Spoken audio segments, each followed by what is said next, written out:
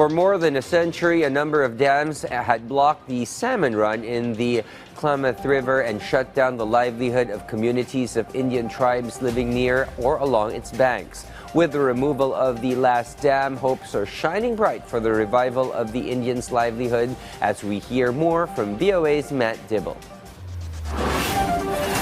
It was a moment those gathered here have hoped for decades.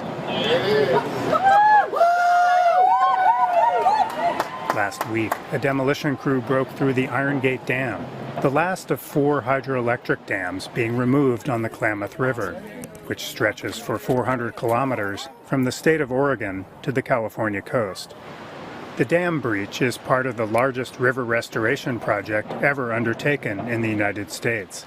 The goal is to revive an ecosystem that once supported indigenous communities from the headwaters to the Pacific coast, but has suffered during the century that dams were in place. Our communities have always fought for the protection of the sacredness of our Mother Earth and the sacredness of our waterways. So it's an exciting day to see this move forward and to watch that water pour over.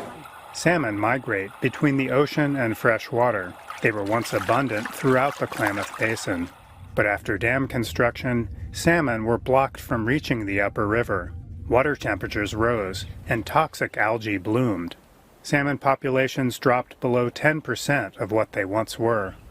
We lost salmon into our homelands 107 years ago. Myself personally, I've been involved with this issue since 1980. I hope to live long enough to see a salmon come swimming by my home in Chiloquin. Klamath tribes led a decades-long battle to remove the dams, traveling great distances to protest at meetings of the corporation that owned the dams. We could not afford to lose in the battle for the protection of this river and its resources, because that's who we are as Yurok people. Ultimately, the dam's owner, Pacific Corp, accepted a deal to remove them rather than pay for costly environmental upgrades.